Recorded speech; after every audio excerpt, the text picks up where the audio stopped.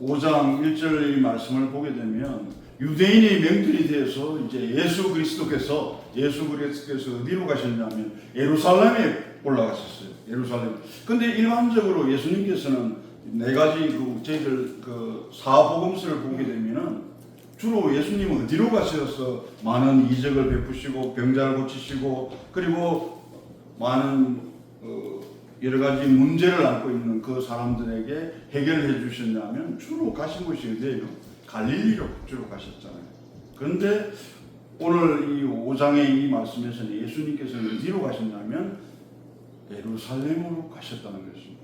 이것이 무엇을 상징하는 것인지 이것이 무엇을 말하는 것인지는 여러분의 마음 가운데 이미 자리하셨으리라 믿습니다. 무엇이냐면 예루살렘은 모든 각지에 흩어져 있던 사람들이 절기에 따라서 어디에 이 예루살렘을 중심으로 모인다는 것입니다. 여러분 잘 알고 계시는 바와 같이 기독교가 왜 로마를 중심으로 해서 그 로마를 중심으로 해서 세계 만방으로 뻗어나간 줄 여러분 잘 아시죠?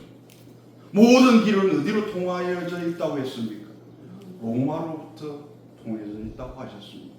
바로 그 점이 예수 그리스도께서 소수에 집중하셨고 작은 것에 집중하신 그 이유가 있는 것입니다. 이 예루살렘 성전에서 예수 그리스도께서는 이적을 보이시고 그리고 복음을 전파하시고 많은 병자들을 고치시고 그리하여 하나님께 기쁨이 되고 영광이 되는 그러한 장소로서 최적지가 어디였다? 바로 예루살렘이었던 것입니다. 그래서 이 말씀 가운데서는 유대인의 명절 이렇게 표시되어 있는 것이 바로 유월절을 말하고 있다라고 그렇게 우리는 말하고 있습니다. 그런데 이 예수 그리스도께서 그러면 이 예루살렘 2절에 보시면 예루살렘에 있는 양문 곁에 히브리 말로 베데스다라는 그런 못이 있고 거기에 행각 5이 있고 3절에 보시면 많은 병자와 맹인과 다리 저는 사람 혈기 많은 사람들이 누워 물의 움직임을 기다리니 이렇게 되어 있지 않습니까? 그러면 예수 그리스도께서는 이 예루살렘으로 가셔서 그러면 예루살렘으로 가시게 되면 거기는 많은 대제사장들과 많은 어떠한 귀족이라든지 그 성전으로 들어갈 수 있는 그러한 많은 사람들이 있는 곳으로 가심이 더 좋잖아요.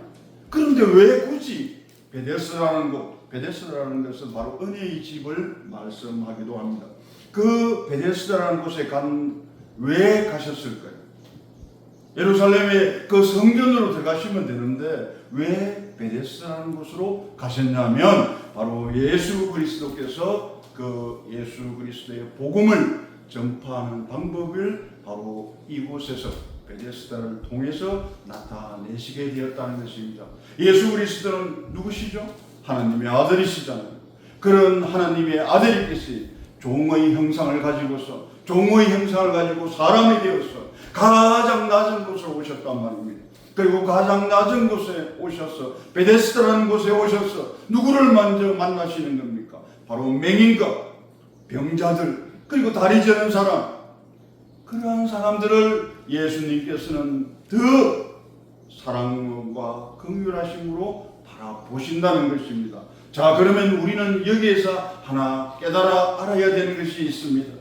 우리가 바라보아야 할 것은 누구라는 말입니까?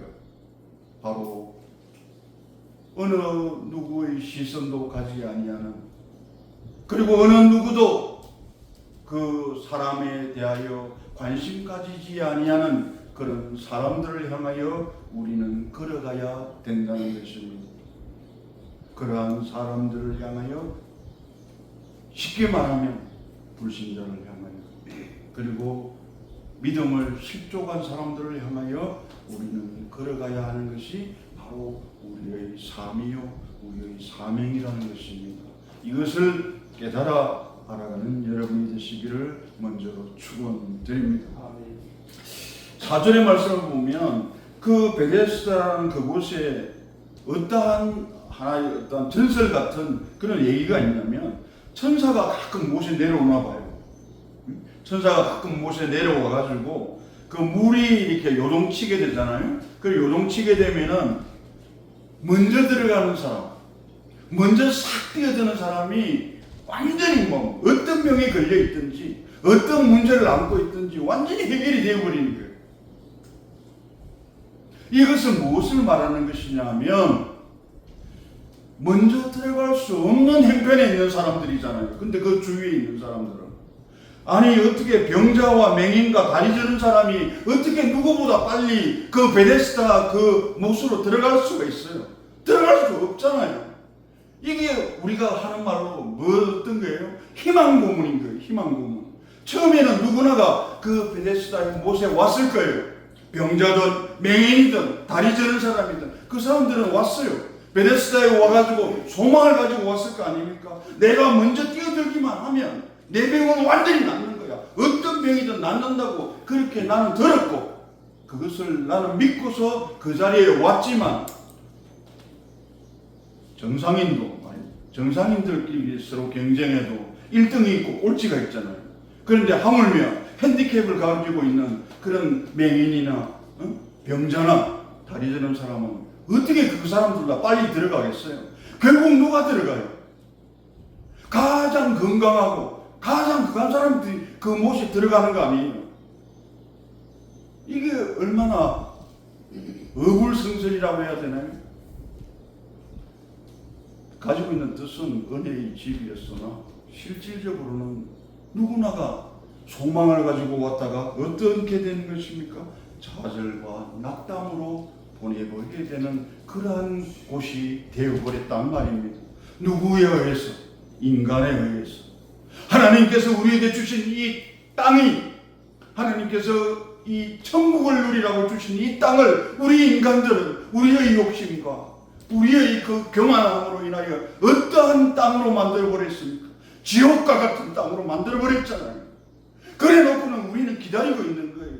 아, 저것이 천국이 될 것 같은 그런 착각을 가지고서 내가 먼저 뛰어들기만 하면, 누구보다 내가 앞장서 나가기만 하면 나는 내 모든 것을 다 얻게 되고, 병은 다 낫게 되고, 권력은 내가 다 얻게 되고, 그런 곳으로 우리 인간들은 결국 그렇게 만들어버렸다는 것입니다. 그렇게 변해버렸다는 것입니다. 그 중에 한 사람을 이제 예수님께서 만나게 되십니다. 예수님께서 만나주시는 거예요. 그 사람이 어떤 사람입니까? 38년이나 된 사람입니다. 38년 된 병자가 있다는 것이에요. 그 38년 된 병자가 있는데 예수님께서 그 38년 된 그 병자를 바라보시면서 그 누운 것을 보시고 병이 벌써, 자, 중요한 것이 있습니다. 보시고, 예수님께서 먼저 보셨다는 것이에요. 그리고 벌써 오래된 줄 어떻게 아시고, 보시고 아시고, 그 다음 뭡니까? 이러시기를, 그 다음에 예수님께서 말씀하시는 거예요. 뭐라고 말씀하시냐면 그 병자 보고 오히려 반문하시잖아요. 내가 낫고자 하느냐?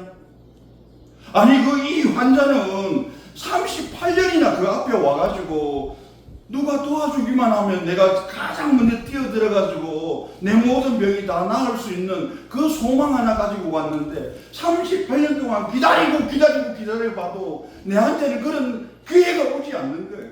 그런 기회가 오지 않았는데, 그러한 가운데 있는데 아니 예수 그리스도로 이분이 딱 와가지고 그러는 거예요. 누운 것을 딱 보시면은, 딱 보시면 아시는 거예요. 아, 너 오래됐구나. 한 38년 됐구나. 그리고 물었을 때 병 내가 낫고자 하느냐?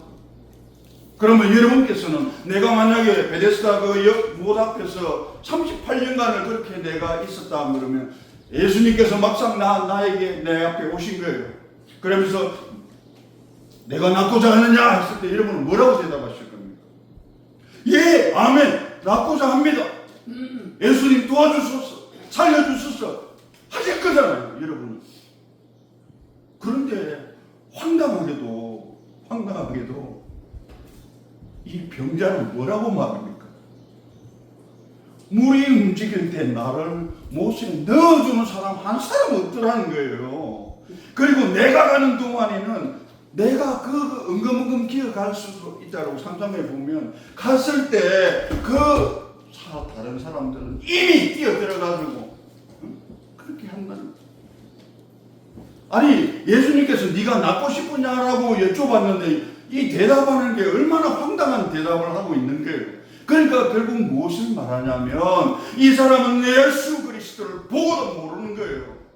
이분이 누구신지, 정말 우리의 모든 죄를 위하여 십자가에 죽으시고 부활하신 예수 그리스도라는 것을 모르는 거예요. 이스라엘 백성들이 그리하였듯이, 우리가 그리하였듯이, 대제사장과 서기관들이 그리하였듯이 예수가 누구인 줄 아무도 몰랐단 말이에요. 그런데 예수 그리스도께서는 다 알고 계셨다는 거잖아요. 우리를 다 알고 계신 거잖아요. 우리를 다 알고 계시면서 뭐라고 말씀하십니까? 8절에서 일어나 내 자리를 들고 걸어가라 하시잖아요. 예수님은 모든 것을 아시는 것입니다. 예수님께서는 우리의 모든 것을 아신단 말입니다.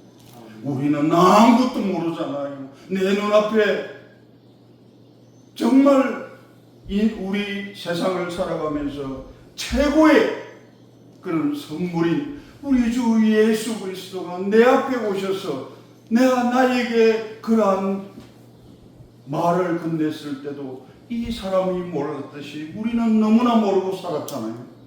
아는 척하며 살았잖아요. 예수님을 아는 듯이 믿는 듯이 그렇게 살았잖아요. 그런데 예수님은 다 알고 계셨잖아요. 예수님은 다 알고 계시면서 말하시잖아요. 일어나 내 자리를 들고 걸어가라 말씀하시잖아요. 이제 여러분께서는 바로 이것을 깨달아 아시게 되는 것입니다. 말씀이 무엇이 됐다고요? 말씀이 능력이 된 것입니다. 말씀이 능력이 되어서 이 38년 동안 꼼짝도 못한 이 사람이 꼼짝도 못하고 그저 자신의 생각에, 자신의 경험에 젖어서 남을 탓하고 변명하고 원망하던 그런 사람을 단 예수 그리스도의 이 한마디 말로 일어나 내 자리를 들고 걸어가라, 그 한마디 말씀으로 인해서 9절 다 함께 읽어보시겠습니다. 다 함께 봉독하시겠습니다. 뭐라고 하십니까? 그 사람이 곧 나아서 자리를 들고 걸어가리라. 아멘. 바로 하나님의 말씀이 바로 능력이 됨을 잘 나타내신 것이라고 말씀드릴 수가 있겠습니다. 그런데 여기서 조금 이상한 것이 있지 않습니까? 왜 예수님께서 그 베데스다 그 못에 대하여 이 환자가 다, 이 병자가 병이 다 나으려 그러면 그거 하셔야 되잖아요. 못으로 들어가라 해야 되잖아요. 그 못 속으로 네가 먼저 들어가라, 그거를 내가 도와주겠다 하셔야 되잖아요. 그것이 우리가 생각할 수 있는 방법이지 않습니까? 우리가 그 베데스다 연못에 그 물결이 일었을 때 가장 먼저 뛰어드는 사람이 병이 낫는다라는 그 생각에 사로잡혀 있는 우리가 보았을 때 예수님은 그렇게 말씀해 주셔야 되잖아요. 못 속으로 뛰어들어가, 다른 사람 아무도 못 들어가게 하고 너가 가장 먼저 들어가게 해줄게, 그렇게 하셔야 되잖아요. 아니 그런데 예수님은 뭐라고 하셨어요? 일어나 내 자리를 들고 걸어가라 하시는 거예요. 선포하시는 겁니다. 그 능력의 말씀을 선포하였을 때 이 사람의 모든 병마가 다 떠나가 버리고 예수 그리스도의 그 복음의 증인으로서 그 걸음을 걸어갈 수 있게 됐다는 것입니다. 그런데 이날이 안식일이라는 거예요. 이거 또 토를 달잖아요. 우리 사람은 하나님 말씀이 그렇다면 그런 것입니다. 끝나야 되거든요. 우리의 믿음은 하나님이 말씀이 그렇다면 그런 것입니다. 우리는 끝나야 되는데 그런데 우리는 인간이지 않고 그렇게 말하잖아요. 그런데 여기서도 뭐 역시 나오잖아요. 이날은 안식일이더라. 그러면 이 안식일이기 때문에 그 다음에 어떠한 일들이 또 일어나게 되는가를 이미 말씀하여 주고 계시는 것입니다. 유대인들이 이제 슬슬 활동하는 거예요. 유대인들이 병 나은 사람에게 이르되 안식일인데 내가 자리를 들고 간 것이 옳지 아니하니라. 이제 시비 거는 거예요. 안식일인데 어떻게 보면 이 안식일은 이 환자에게 있어서 병자에게 있어 이 최고의 안식일은 무엇이었습니까? 예수 그리스도를 만난 것이었습니다. 여러분에게도 마찬가지입니다. 우리는 그 모든 것을 내가 편안히 쉬고 어떠한 모든 것을 끝내고서 그런 안식을 가지는 그런 의미도 있겠지만 정말 우리에게 가장 중요한 그리고 안식일은 최고의 안식일은 매일매일 주님을 만나는 것입니다. 주님과 함께 동행하는 삶을 살아가는 것입니다. 우리는 할 수 없습니다. 우리는 알 수 없습니다. 그러함에도 불구하고 예수 그리스도와 함께 임마누엘 하나님과 동행하는 삶이 되었을 때 우리는 이를 여호와 라파의 하나님 그 치료해 주시고 여호와 니스의 하나님 승리의 깃발을 울리며 우리는 이 세상을 넉넉히 이기며 살아갈 수 있는 존재가 되는 것입니다. 바로 여러분께서 하실 수 있다는 말씀인 것입니다. 그래서 이 10절의 말씀을 보게 되면 뭐라고 얘기합니까? 내가 자리를 들고 가는 게 옳지 않다고 얘기하는 거예요. 이 사람들은 이 환자가 나았는지 병자가 나은 것에 대하여 서로 기쁨을 나누는 것이 아니라 자신들이 가지고 있는 그 생각을 이 사람들은 드러내는 거예요. 사람의 그러한 부분들을 정지하는 곳에 그들의 모든 마음이 가 있었단 말인 것입니다. 그런데 율법에서는 율법의 내용에서는 그런 내용이 있습니다. 그래서 이 환자가 있을 때 그 환자가 침상과 함께 옮기는 것은 허용이 됩니다. 그러나 환자 따로 침상 따로는 이렇게 이전하는 것은 그 율법에서는 금하고 있습니다. 그것을 말하고 있는 것입니다. 그랬을 때 이 사람은 뭐라고 얘기합니까? 나를 낫게 한 그가 자리를 들고 걸어가라 하니까 나는 걸어갔다는 거예요. 여기에서도 또 우리는 우리의 본 모습을 좀 볼 수 있지 않습니까? 예수님께서 그렇게 하라 그러니까 했다고. 걸어가라 하니까 내가 걸어간 거 아닙니까? 내가 무슨 안식일 어겼습니까? 그 내용이잖아요. 12절에 보면 그들이 묻되 너에게 자리를 들고 걸어가라 한 사람이 누구냐 하고 묻되 고침을 받은 사람은 그가 누구인지 알지 못하니 이는 그이 사람이 많음으로 예수께서 이미 피하셨습니다. 자, 우리 이제 38년간 그런 어떤 병마에 시달렸던 사람이 예수님을 만났어요. 예수님을 만나가지고 예수님이 못에 들어가서 낫게 하신 것이 아니라 예수님의 말씀의 능력으로 말미암아 이 사람은 병 고침을 받았어요. 그렇게 하였을 때 이 사람은 뭐라고 얘기를 해야 됩니다. 여러분께서는 어떻게 답하시겠습니까? 예수로 인해서, 예수를 만남으로 인해서 나는 내 모든 병들이 다 나았음을 입었다고 하나님의 은혜요 감사라고 우리는 말할 수 있지 않겠습니까? 그런데 이 사람은 뭐라고 말합니까? 핑계댑니다. 그 사람들이 어떠한 가지고 있는 권력이나 그 사람들이 가지고 있는 그 생각에 자신의 생각이 위배될까봐, 어긋날까봐, 율법을 어겼다고 할까봐, 그거로 인하여 정죄받을까봐 이 사람은 예수님께서 그 사람이 걸어가라 하니까 난 걸어갔다. 그렇게 감사하지 못하는 그러한 모습을 보이는 것입니다. 그러한 삶을 이 사람은 선택해 버린 것입니다. 그러면 결국 나중에 구절로 넘어가게 되면 결국 그 사람의 본 모습이 또 나오게 됩니다. 그것은 차츰 살펴보도록 하겠습니다. 그리고 이 사람이 하는 말이 무엇입니까? 내가 고침을 받기는 받았는데 도대체 그 사람이 누군지 모른다고 얘기하는 것이 아닙니까? 그 한 사람이라고 예수 그리스도를 주는 그리스도시요 무엇입니까? 하나님의 아들이시잖아요. 어느 누구도 하나님의 아들로 인정하지 않는 거예요. 알 수도 없거니와 그렇게 말하는 사람도 없었다는 것입니다. 오로지 한 사람으로 표현되어져 있다는 것입니다. 그 후에 예수님께서 이제 성전으로 가시잖아요. 성전으로 이제 들어가세요. 처음에는 이제 베데스다 그 못으로 가셨다가 이제 성전에서 어떻게 됩니까? 그 사람을 만나는 거예요. 이제 두 번째 만남이죠. 첫 번째 만남은 뭐였어요? 그 연못 앞에서 만나가지고 이 사람 병고침을 받고 그래가지고 또 유대인들하고 막 와가지고 이 사람한테 물어보니까 예수님께서 그 사람이 내보고 자리를 들고 일어나 걸어가라. 그래서 난 그냥 걸어갔을 뿐입니다. 말해버리고 그냥 이제 끝났다고 생각했겠죠. 그런데 14절에서 성전에서 이제 예수 그리스도를 만나게 되는 것입니다.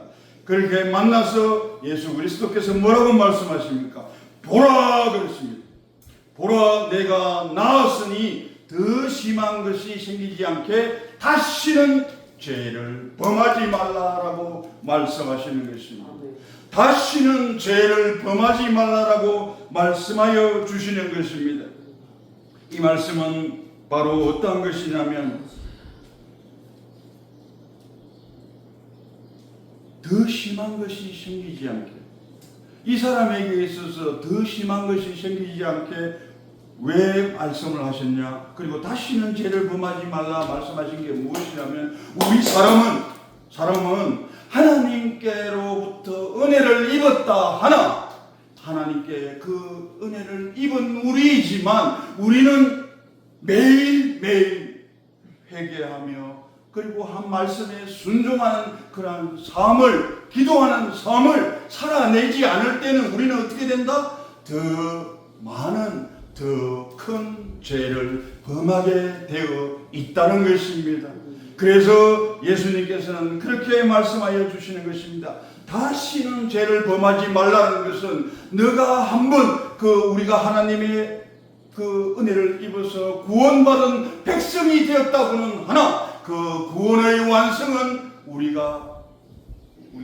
주님 다시 오시는 그날 구원의 완성은 이루어진다는 것입니다. 그때 들림받아 가게 되는 우리의 모습에서 우리는 아직 이루어지지 않은 그 구원의 완성을 예수 그리스도께서 재림하실 때 이루어진다는 그러한 말씀이 되겠습니다. 그래서 우리의 모든 삶은 매일매일 우리는 어떠한 삶을 살아가야 될 것인가? 우리 말씀하여 주지 않습니까? 항상 기뻐하고 항상 감사하고 항상 쉬지 않고 기도하는 그러한 성화되어가는 삶을 우리가 살아내어야 된다는 것입니다. 믿는 사람이라면 믿는 사람답게 살아가는 방법은 바로 그것이라는 것입니다. 그리하였을 때 우리는 예수 그리스도 다시 만났을 때 작은 일에 충성한 종으로서 그 생명의 멸류관을 바꿔서 영원한 생명을 바로 하나님과 동행하며 그렇게 우리가 살아갈 수가 있다는 것입니다. 그랬을 때 15절에는 뭐라고 합니까? 그 사람이 유대인들에게 가서 자기를 고친 사람은 예수라고 말해버리잖아요. 이러한 중간에 있어서 걸어가라 한 사람이 누구냐고 했을 때 그 사람이 누군지도 몰랐던 이 사람이 결국 뭐라고 말합니까? 나를 고쳐준 사람, 안식일날 병을 고쳐준 그 사람이 예수라고 어떻게 보면 고사질해 버리잖아요. 일러줘 버리잖아요. 그리하여 이제는 예수 그리스도께서는 결국 그 안식일 논쟁을 통하여 그리고 하나님의 아들이라는 그 신성 모독으로 인하여 십자가로 가게 되시잖아요. 이러한 작은 사건에서 예수님을 만난 이 사람이 진정으로 예수 그리스도로 알고 하나님으로 알고 그렇게 받아들였다면, 살아계신 하나님의 아들이심을 이 사람이 받아들였다면 결코 이들의 질문에 대하여 그렇게 말하지는 않았을 것입니다. 그런데 우리의 모습은 어떠하였습니까? 제자들도 마찬가지이지 않았습니까? 예수 그리스도께서 십자가에 죽으시고 부활하시기 전까지는 그들도 각자가 가지고 있는 그 지식과 경험으로 인해서 한 자리 차지해 보려고 그랬잖아요. 우리도 처음에 그 믿음은 연약한 믿음일 때는 우리도 그랬잖아요. 예수 그리스도 믿으면 우리는 정말 축복 많이 받고 이 세상 가운데서 정말 행복하게 잘 살 수 있다고 생각했잖아요. 내한테는 어려운 일도 안 생길 거고 문제도 안 생길 거고. 왜? 예수 그리스도가 바로 우리 아버지니까, 하나님이시니까. 하나님 아버지인데 떡을 달라고 하는데 돌을 주겠으며 뱀을 주겠으며 그러다 싶구나. 그런데 우리가 이 말씀을 통해서 하나 깨달아야 되는 것은 하나님을 안다는 것, 하나님을 제대로 안다는 것, 그리고 하나님을 제대로 믿는다는 것, 그리고 하나님의 말씀대로 제대로 행하며 살아간다는 것, 그것이 바로 순종입니다. 그것이 순종입니다. 하나님을 제대로 알아가는 것이 순종인 것입니다. 우리가 모르는데 어떻게 순종하겠습니까? 하나님을 알아야 됩니다. 그리하여 우리는 매일매일 말씀을 묵상하고 기도하며 하나님께 그 하나님의 뜻과 마음을 우리에게 깨달아 알아가게 해달라고 성령 하나님께 늘 기도하며 그렇게 나아가야 되는 것입니다. 그러한 삶을 살아내었을 때 우리는 율법에 의하여 구속받지 아니하고 오히려 완성된 그 율법을 받아 누리는 삶을 살아가게 될 것입니다. 바로 여러분이 그 일을 감당하셔야 되는 것입니다. 이 자리에 앉은 여러분께서 이제 세상으로 나아가셨을 때는 여러분이 살아있는 그런 하나님의 말씀을 증거하는 정인의 삶을 살아야 되는 것입니다. 그리고 여러분의 삶 가운데서 이제 주춤에 낙심해 있고 좌절해 있던 그곳에서 일어나서 내 자리를 들고서 내 모든 아픔과 슬픔과 고통을 다 내팽개치고서 오직 하나님의 말씀과 그리고 예수 그리스도의 그 뜨거운 심장으로 세상을 향하여 우리는 걸어 나가야 될 것입니다. 왜? 하나님께서 우리에게 그렇게 명하셨기 때문인 것입니다. 하나님의 그 명령은 우리에게 주시는 가장 최고의 선물임을 잊지 말아야 되는 것입니다. 가장 좋은 것으로 주십니다. 그리고 가장 충만하게 하여 가장 차가운 넘치게 우리에게 그 사랑을 부어주시는 것입니다. 나 혼자 잘 먹고 내 가족 잘 먹고 그렇게 하라고 하신 거 아닙니까? 하나님을 사랑하고 내 이웃을 사랑하라고, 그리고 베데스다 그 못에 나와 있는 그 사람들 찾아가서 하나님의 사랑 전하라고, 그리고 그들에게 진정으로 소망을 가진 그 소망은 하나님밖에 없음을 그들에게 깨우쳐 알게 하고 가르쳐 짓게 행하여 세례를 주고 땅 끝까지 이르러 그 복음을 전하라고. 그래서 우리를 먼저 온 자로 하나님께서 허락해 주신 것입니다. 이제 나중된 자들을 향하여, 그 사람들을 향하여 하나님을 모르고 하나님을 잃어버리고 그렇게 죽어가는 그 세대들을 향하여 우리는 이제 한 걸음 한 걸음 나아가야 되는 것입니다. 왜?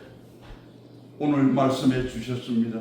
일어나 내 자리를 들고서 그들을 향하여 걸어가라는 그 말씀 붙잡고 우리의 모든 삶을 내어드릴 수 있는 여러분이 되시기를 축원드립니다.